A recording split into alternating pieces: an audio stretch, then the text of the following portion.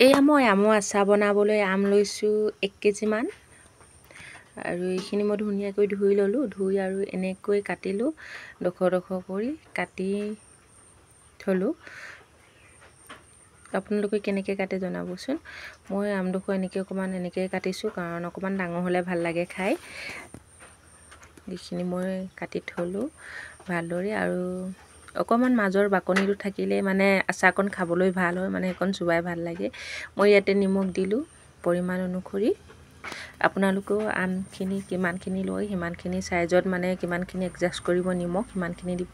আৰু মই ভালদৰে এনেকৈ সানি ল'লোঁ, আমখিনি নিমখ দি সানি ল'লোঁ। আৰু সানি মই এনেকৈ চব মিক্স হ'ব লাগিব কেইবাদিনলৈ, মানে এদিনলৈ। আজি ৰ'দটো বহুত চোকা হয়, এদিনলৈ মই এনেকৈ ঢাকি থলোঁ। আৰু দেখিছেনে কি ধুনীয়া হৈ গৈছে, নীলা চামনিটো গুচি গৈছে, সেউজীয়া কিছুমানৰ আছে বাৰু ওপৰত থকাবোৰো। এনেকৈ এখন ফুটা ফুটা হেতা লগাই মই আমখিনি কাঢ়ি ল'লোঁ। কাঢ়ি এইখিনি ধুনীয়াকৈ কাঢ়িলোঁ। এইখিনি দেখিছেনে পানীখিনি ওলাই গ'লগৈ, আমৰ এক্সট্ৰা পানীখিনি নিমখ দি থোৱাৰ কাৰণে। আৰু আচাৰ বনাওঁতে মই ভৰাওঁতে নিমখ কমকৈ দিলেও হ'ব। আৰু এইপিনে মই হালধি আৰু অকণমান মছলা সানিলোঁ, সানি মানে এনেকৈ ছটিয়াইছোঁ। ছটিয়াই সানি যাতে মাখিবোৰ নাহে বা সৰু সৰু পোকবোৰ নাহে। আৰু মই এনেকৈ ধুনীয়াকৈ সনা হৈ গ'ল, এনেকৈ সানিলোঁ চাই লওক। আৰু এনেকৈ এখন ডলাত কাগজ পাৰিলোঁ, কাগজ পাৰি ৰ'দত শুকুৱাই দিওঁ। ৰ'দটো বহুতেই চোকা হয়।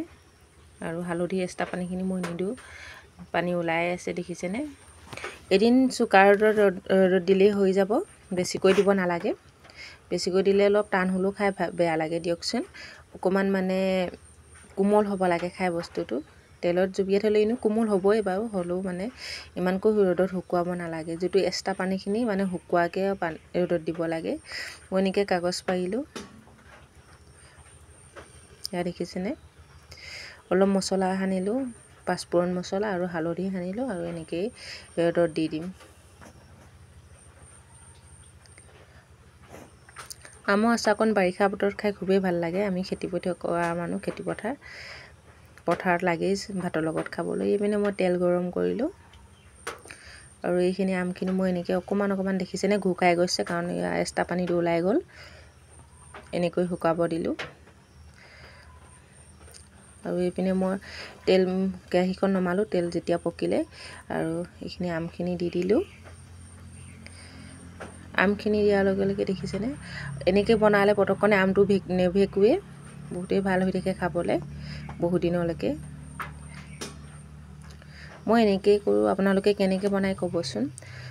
আৰু এইপিনে মই পাঁচফোৰণ মছলা দি দিলোঁ থোৱাখিনি, মই এক্সট্ৰা বেলেগ মছলা দিয়া নাই, কাৰণ বেছি মছলা হ'লে হাজবেণ্ডে খাব নোৱাৰে, আৰু বেছি মছলা হ'লে পেটৰো গণ্ডগোল কৰে। সেইপিনে মই হালধি দি দিলোঁ, মছলা জোখত দিছোঁ। আৰু তাত যিহেতু নিমখত দিয়া পানীখিনি এক্সট্ৰা নিমখখিনি গুচি গ'লগৈ পানী হৈ, আৰু সেইকাৰণে ইয়াত মই পৰিমাণ অনুসৰি নিমখ দিলোঁ। আৰু এইখিনি মই এনেকৈ থৈ দিম, ঢাকনখন নিদিওঁ, এনেকৈ কিবা এটা ঢাকি থৈ দিম, তাৰপৰা লাহেকৈ ভৰাম। এয়া মোৰ আচাৰ মই ভৰালোঁ, ভৰোৱা দেখুওৱা নহ'লে কেনেকুৱা হৈছে ক'বচোন। আপোনালোকেনো কেনেকৈ বনাই জনাবচোন। যিসকলে ভিডিঅ'টো চাই আছে লাইক এটা কৰিব, কমেণ্ট এটা কৰিব, আৰু চেনেলটো ছাবস্ক্ৰাইব কৰিবলৈ নাপাহৰিব। আচাৰখিনি বহুতেই ধুনীয়া হৈ আছে, আৰু এনেকৈ বনালে পটকনে নেভেঁকুৱেও।